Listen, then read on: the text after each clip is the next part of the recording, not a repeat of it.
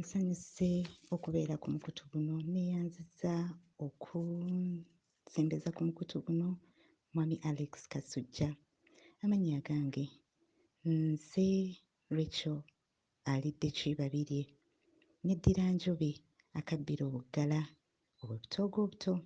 Nva mu nnyumba ya Pasita Christine Aliddeki atudde e Bugema Lubeero Bulemeezi. Nva mu lunyiriri lwa Zaakayo Musoke eyagalamizibwa e Kayunga Bugerere. Nva mu mutuba gwa Kyajja atudde ekisoga Namanyonyi mu Kyaggwe. Ow'essiga lyaffe ye Ssemayengo era ly'essiga lye ndimu. Mu kasolya ka Ssenjobe atudde Mpumudde Ssingo. Ndi muzaana wa Kabaka wa Buganda ayi Ssaabasajja Wangaale ne Nnaabagereka agerekera Obuganda. Bannange ab'enjobe Mukama yeebazibwe, abakuumye yonna gy'abakuumidde, ffenna gy'atukuumidde tumwebaza. Nze Nnaalonganzaala maama yeddira Nakinsigi. Jjajja ye Namunungu Erasto eyagalamizibwa Bombo Bulemeezi. Ne jjajja omulala ye Bakubye Yoweri eyagalamizibwa e Nakinyama Bulemeezi. Abage tudde e Busujja, kyonna ekisinde kino kiriko ebirungi bingi, nange kangabane nammwe ebirungi bye nnina. Nze ndi muyigirize mu bintu eby'enjawulo nga ekimu ku byo ye nutritional medicine and practical herbology. I'm also a medical missionary. Twetendekebwa mu medical missionary and you do the exams till you get your certificate and you qualify. Naye nga bangi ku mmwe musobola okuba nga mummanyi nga accountant kubanga that was my first profession, and also lecturing in generic management mu nsi ez'enjawulo. Naye kati ntudde wano mu Uganda nange nsanyuse okubalaba abensobodde okulabako naye n'abalala bampulira. Katugabane ku birungi, obulamu bwe bugagga. Bannange asiika obulamu tassa mukono. Olwaleero ŋŋenda kugabana nammwe ku birungi ebiri mu kitooke. Ekitooke ekyo ddagala nnyo era tulikozesa nnyo ffe abajjanjabisa emmere n'obutonde bwonna bwe tulina, emiti, ebikoola, mirandira, byonna bye tulina bya matendo era birungi. Bannange, bannaffe b'amagulumeero batugamba nti singa kisoboka twandigenze mu basawo, naye ate bo baakiteekawo nga bizinesi, atamanyi agendengayo. Era bangi wano mu Africa tulina emiti gyaffe mingi, naddala wano mu Buganda nno mingi nnyo ddala. Mukama yatuwa ekitonde ekyo, naye ekitooke ng'ekitooke kyo kyanjawulo ate kyasukkulumako, lwakubanga abamu tetwagala kukikkiriza, naye nga bw'oba okikozesezza bulungi kiba kirungi ddala. Njagala twogere ku kitooke, omugogo ogwo oguli wakati gwe tumanyi nti batera ogukozesa oguggyako ekiyirikisi ne tuziraga amafu, naye nga ddagala ate era osobola okukikozesa ng'emiringo okinywa buli lunaku n'obeera bulungi, kubanga mu kitooke ekyo oba banana stem, the pith, it has an amount of fiber which prevents constipation. Ate era ne kiwonya ne ulcers. Bw'obulwadde obusinga okuluma abantu wano bannange, ulcers zinyuma, naye nga era kirina ne vitamin B complex or vitamin B6 ne potassium. Nutrients ezo zituyamba ebimera byaffe bibeera nga birungi or retaining muscle tone. Ate era ne kituyamba ku balina obulwadde bwe tuyita obwa sukaali, kubanga kiyamba okwongeza ku production ya insulin oba era ne hemoglobin. Bannange mujja kunsonyiwa, Uganda ebimu sirina bwe mukyusiza ddala mu Luganda, naye nga nja kugezaako nnyo.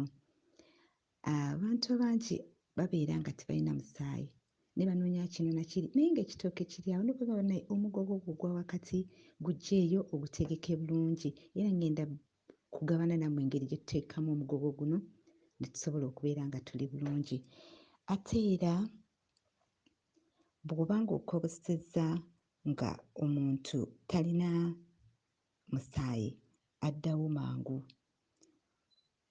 ogufuna n'ofuna ekitundu kyagwo n'okiggyamu wakati mu kitooke nga kyenkana ng'ekibatu kyo oba ngambe engalo zo okuva ku kibatu gye kitandika okutuusa engalo gye zikoma, n'okinaaza bulungi n'okisalaasala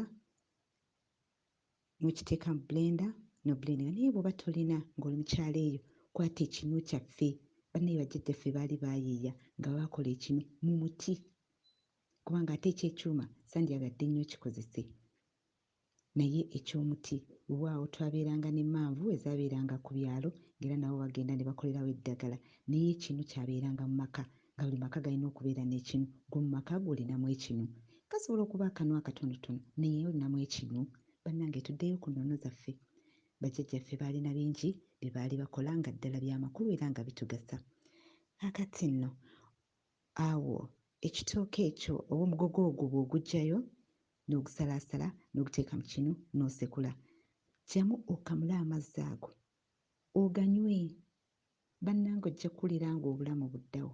Gw'alina obulumilumi wano nawali ojja kuwulira nga galina engeri gye gakakkanya ebbugumu eriri mu mubiri, naye ate naawe kennyini engeri gy'owuliramu n'owulira ng'oli bulungi.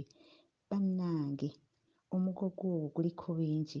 Tulina abantu abakaaba high blood pressure, gwo gwennyini guli packed with potassium. Gwe munnyo oguyamba ku balina high blood pressure okukka. Ate era nga tukozesa omugogo ogwo ku abo abalina amafuvu amangi mu mubiri, cholesterol, nabeera nga naye akendeera. Era guno ekigambo ngo guli packed with lots of nutrients. It's rich in vitamin B6, iron and also potassium. Ate mulimu n'ebirungo ebirala nga bwe najja gabana nammwe. Bangi ensangi zino tulina obulwadde obuyitibwa obw'ensigo. Kati nno abalala tubuwendezze, tubwetisse, obulwadde bwange buno, obulwadde bwange buno, ati nammwe mubumanyi, kwegamba n'olabika nga ekirwadde ekyo okyagala. Mu America okusinziira ku research eriwo, batugamba nti 80% of their population, or even more than that, they have like 26 million people. Their kidney function is at 80%. I mean at 47%. Tetuuka na 80% function, eri ku 47. Kigira ku bintu bye tulya ate tuba nga tetubyozaamu mu nda yaffe. Naddala kidneys zigenda ne zibeeramu calcium na calcifying, omunnyo ogwo ne gugenda nga gukwatakwata ku lw'ebintu ebimu bye tulya, amazzi tetunywa gamala, n'emmere emu gye tulya eri so spicy. Kakati nno bwekwata omugogo. Omugogo guno kolamu ka juice ka preventinga kidney stones. Bw'omala okukategeka bulungi, kamulirako akaliimu kanywe. It's a very effective method of combating renal stones. Tukikozesezza, kiyambye abantu baffe, naye abamu bwe tubagamba okukikola mulowooza olina kugula akadomola kuva wange ak'eddagala, naye ng'ebintu ebitwetoolodde bannange tubikozese, bijja tuyamba ate era tujja kubeera bulungi. Gwe alina obulumi mu nsigo omwo kubanga olina obuyinja, kozesa omugogo guno. Kakati ojja kungamba bannange nze nkoze ntya, nzaali ewala e Bulaaya. Bw'oba ng'ogenze mu stores ezitunda emmere ey'abaathai, bo kino kya ttunzi nnyo kubanga bakola ne ka shake n'okanywa n'owulira nga ozzeewo, nga bataddemu ka yogurt bakaspicinze with cardamom, n'okanywa ddala ng'owulira keeko. Naye bannaffe abali mu diaspora emirimu mugyabula, tuteeketeeke mutandike okusuubula. Bannange emigogo gyaffe giri mu nsiku zaffe, tubiteeketeeke, they're packed, refrigerated and then you sell them there. Bannange tetufa bwavu.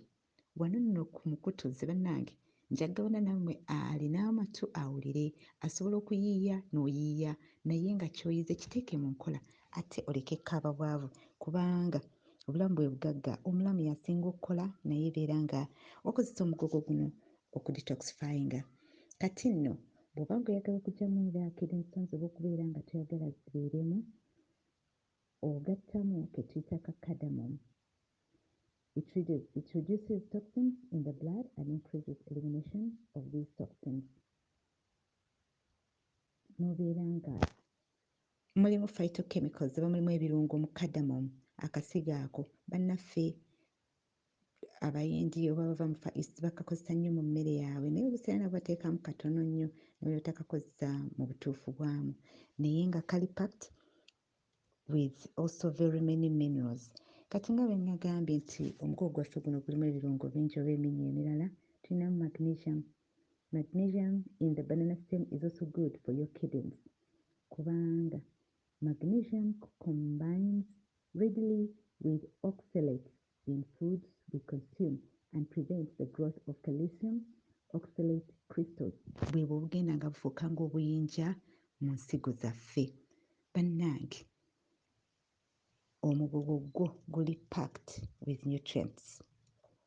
Ate era omugogo guno gwe gumu abalina sukaali tubagamba mugukozese, kubanga gulina low glycemic index. Mutera okulaba ebintu ebimu biwandiiseko low GI, ekitegeeza nti it does not increase the blood sugar levels. Sukaali ali mu mubiri gwo teyeeyongera kusukka bw'alina kubeera. Kale kyetuva tugamba nti gw'alina sukaali, omugogo guno gwekwate, osobola obusalaasala bulungi n'obufumbako, amazzi ago n'oganywa, nabwo ne bennyini obulya era buwooma. Tebukaawa, buwooma, balala tubugatta mu nva zaffe ne tubuliiramu.